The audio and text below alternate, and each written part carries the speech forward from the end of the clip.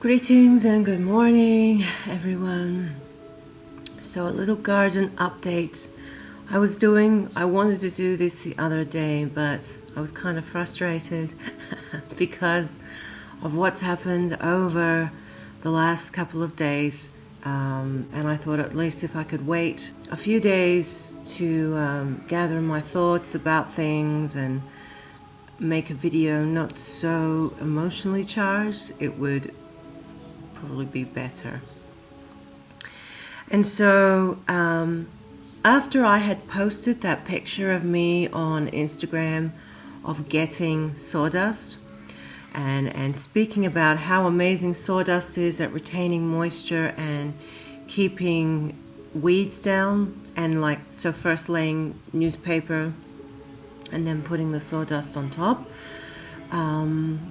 so literally the night after that we had huge gale force winds, and it's a windy place here, but these were unbelievable. You would have to shout out to someone who was standing 10 meters away in my garden so they could hear you. It was just blowing a shit. It was so bad. So just a previous backstory. So last year I spent months laying down lines, like rows and rows of paper and sawdust for my roses and my date palms, and for the most part up until a couple of days ago it was fine, and it was all embedded, like it was all solid. Well, it looks solid in the ground, as in the sawdust had settled. It kind of gets to a point where it kind of blends together and just sits on the bed untouched and unmoved, and there's not much that moves it. Well, anyway, besides having an earthquake the same night, we had just winds from hell, basically. The winds were so hard, and I could just hear this little house, the schoolhouse was just howling. And it wasn't until, mid-morning when I looked out at the paddock and I just saw newspaper everywhere, all in the fence, stuck in prickle bushes, up in the air. It was everywhere. And I looked down at the beds where my roses were, and I had made the bed of sawdust newspaper, and all that hard work, all those weeks and weeks and weeks, every day being out there last year, I just felt like it had been all for nothing, because all the newspaper that I thought was settled had lifted, and it lifted all the sawdust blew away. It was just ridiculous. It was just so disheartening. It was so, it was just awful. It was a bad feeling, and I wasn't happy. I wasn't happy, and I just didn't have it in me after, when the wind did cool down, to go down and try and start fixing it up. It was just so much work, every day, and I had just thought, this is just shit. It was just, really disheartening. And what was even worse was a couple weeks before that, I had just planted in new date palms, and around each of them I had done the newspaper and then put the sawdust on top. Well, they were absolutely demolished, and that was because, obviously of the wind, but they hadn't even had a chance to settle, and for the sawdust to kind of compact together wasn't even a chance. I didn't even have a chance for that to happen, to settle. And so those date palms were just completely they're in the ground, but all that hard work I did, all gone. And then there were the date palms along the side here of the schoolhouse. All the sawdust I laid in the front garden, a couple weeks before as well. So we're talking about like trailer loads of sawdust just gone. I mean, the wind was blowing so hard, all the layer of sawdust had just left the soil bare, just bare. And all that laying down of it, just buckets and buckets and shovels and shovels. I mean, it was just no words, no words. Out here getting my sawdust. This is once or twice a week. Look at this, and this is all free. Can you believe it? And this is what has helped my garden so much. My roses, my date palms. Oh, it's amazing. And there's mountains of it everywhere around here. Got my car backed right up. Got all this old sawdust. I'm going to go and get some of that after. It's been so good for me, and it's completely free. If I was to get a truck of this stuff, it would cost me like $800, but I'm happy to come and get a couple of carloads every day. Every day, every week. And this was, so basically this happened just after I posted on Instagram about how fantastic sawdust and newspaper is. I mean, what a slap in the face. And not to mention me, you know, exposing myself to what, 741 microteslas of radiation to put that post up on there. You know, like, oh God. Anyway, I just had no words. I was so pissed off. I was more just disheartened than anything. You know, like, I'm not an angry person, and, you know, I wasn't out there stomping my feet and crying and putting on a big show, but it's just that real kind of despair feeling, and all that hard work just for nothing. It just feels really hard. So, you know what, and here I am saying on that post I would never look into getting weed mat or weed fabric. Well, you know what, after this last episode with the wind, I'm getting it. I've ordered it, and I'm getting it. So I've ordered 200 meters so far, because that's all I can afford right now. And what I'm going to do is just lay it on top of what's left of the sawdust and the newspaper. And in fact, when I go to lay it down in new places, I will still lay some newspaper down first and then put the weed mat on top, just to give it an extra insulation, and, you know, just so it keeps the moisture in, basically. And just peg it down.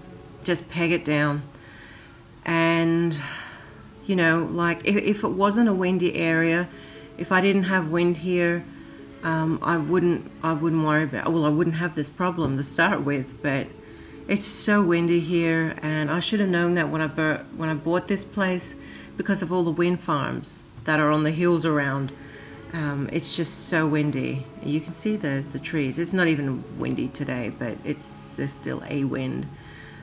This was just ridiculous. And then on top of that, the same day, I pulled my car around with more sawdust that I had got, and I hadn't unloaded, thank God. I left it overnight, still with the cover on, so I'm glad I didn't, because that probably saved that sawdust from blowing away. As I pulled my car around in the paddock, I see a beautiful, big, healthy fox, a beautiful vixen. I immediately picked up she was female in my paddock, right next to my fruit trees, and I just thought, oh, anything else today, anything else, a fox, fantastic. It just brings back so many memories of what happened with my chickens last year. So for those of you that don't know, 2 of my chickens got their heads ripped off, and it was heartbreaking for me, because my chickens are like family. They're friends. They all have their different personalities. And so anyway, now, but this is, you know, this is the way it is out here on the land. It's hard. It can be very heartbreaking.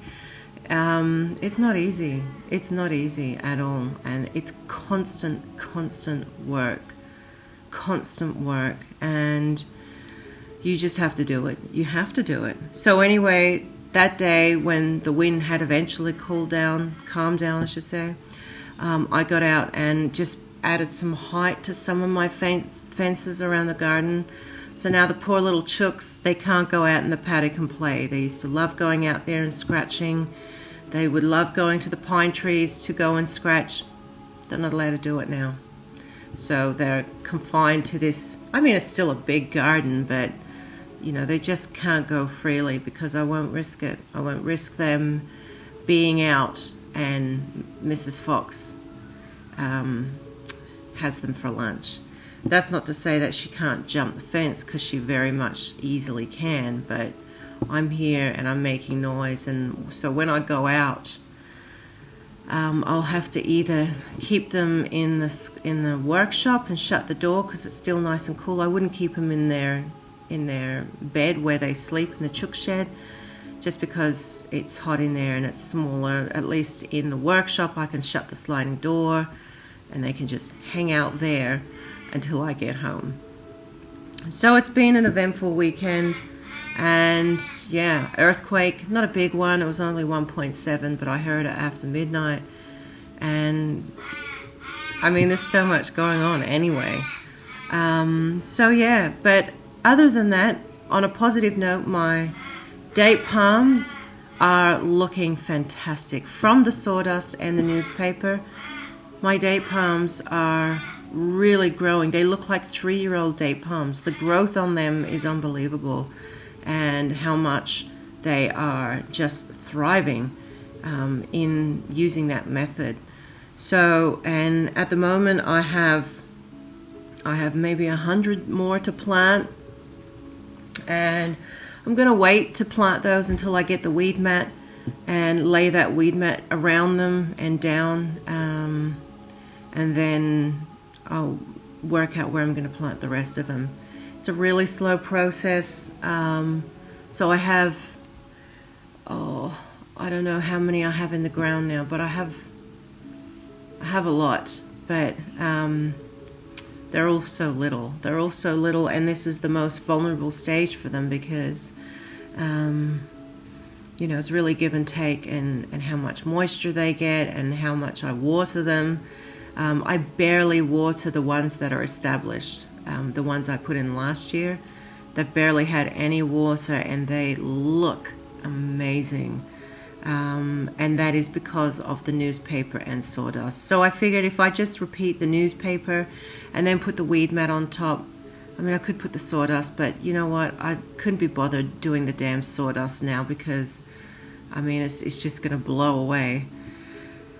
So newspaper and then weed mat and then peg it down and leave it. I'm going to just have to deal with seeing weed mat on my property. It is a weave, like a woven weed fabric, so water does permeate it. What else? You've got to make sure you burn it so it doesn't fray. Yeah, and I'm just going to have to deal with it because I've tried every other method to avoid using weed mat because I don't like the way it looks. I don't feel like it's natural. But look, I'm not going out there. Imagine if I had a whole paddock of newspaper and sawdust, and just from one night these massive monstrous winds just blew all of it to shit. I would be so pissed. I would probably be lying on the ground kicking and screaming if my whole paddock was just, you know, gone to shit like that. Oh gosh. So I'm glad it was only a small amount because it's enough. It's enough work. And I just don't want to take that risk anymore. I don't want to put in all that time and effort and just see after one night, just one night and one day, just seeing how that was just wrecked. So I wasn't completely wrecked, but it was enough. It's just unwanted work that I do not need. So that is an update. And actually, if you did see on my little Elnor Gardens Instagram, you'll see that a bag of date seeds that are now baby date palms had fallen behind my door, and I completely forgot about it because the door is always left open.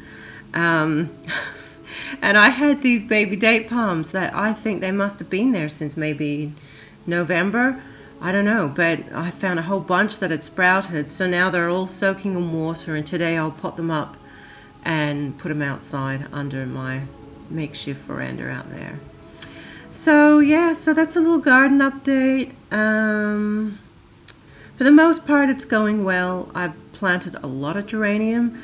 I haven't got many roses this year. I think I've ordered 7. I put my order in last year. Because basically I need to get this cutting thing down. All my cuttings last year died. I have to change my formula.